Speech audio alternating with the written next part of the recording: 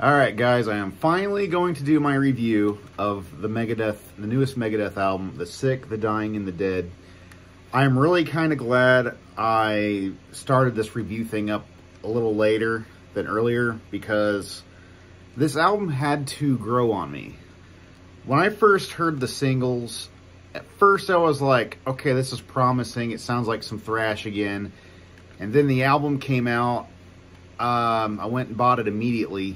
The day it came out, and I liked some aspects and some things I was kind of a little disappointed on at first. I listened to it for a good few days when I bought it, and then I was kind of like over it. I don't know. So, since it's been out for several months now, I've been listening to it again.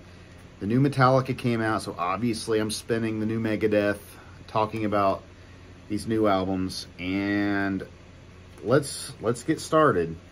Okay, so one track that's always gotten my attention, and I like a lot since the day I bought it, the first listen, my favorite track still is the title track, The Sick, The Dying, and The Dead. This song is awesome.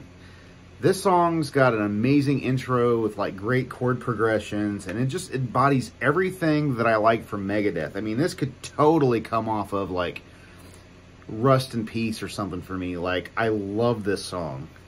So good. And I kind of felt like the rest of the album kind of was a letdown after this. But after giving it some time, like Life in Hell starts off, I really like this heavy thrash riff that the song comes into. That's what the song purely is, a thrash song. I really don't feel like there's anything super special about this song, but it's good. It's good.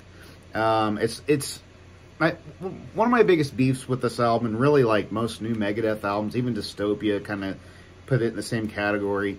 My biggest beefs with these albums are, there's, like, even though there's thrash, it's not the kind of thought-provoking thrash you got, like, on Rust in Peace and Peace Sells, or even, like, a good, like, most of So Far, So Good, So What.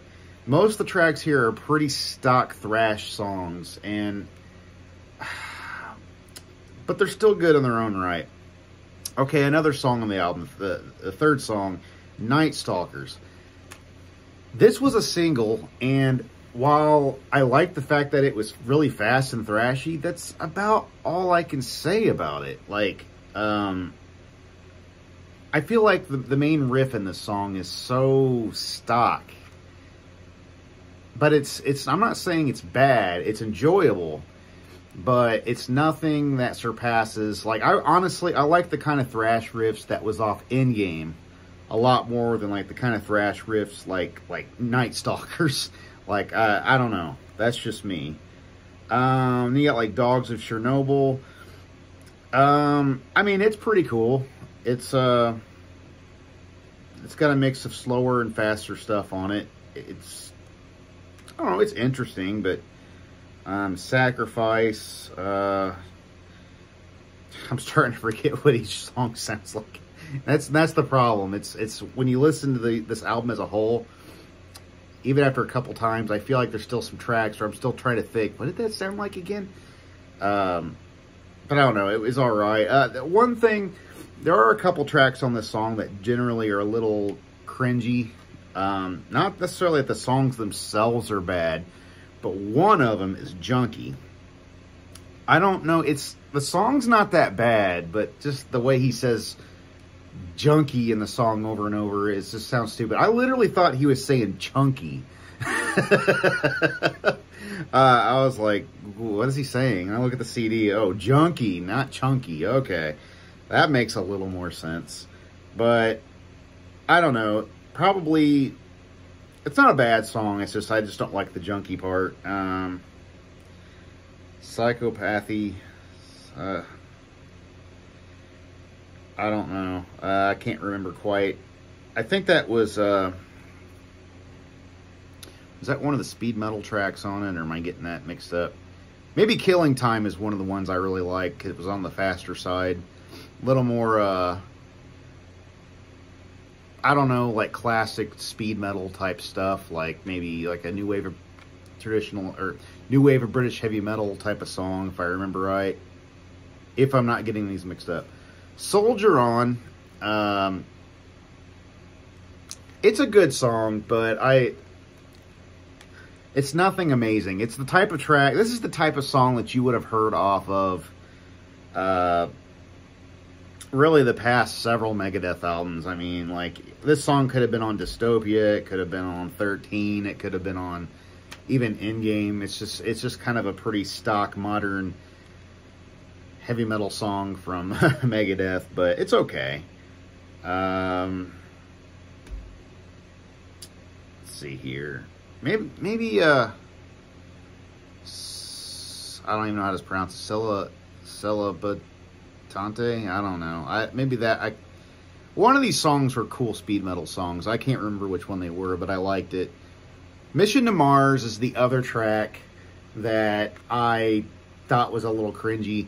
The song itself to me is not that bad. It's like most things in this album, the musicianship's pretty good. It's just the lyrics are really stupid. I want to be an astronaut, and that kind of cheesy. It just comes off as cheesy to me. Like, I don't know. It's I have to kind of laugh at some of this stuff. But then We'll Be Back. I believe that might have been the first single when this album was coming out. I can't remember. But it's cool.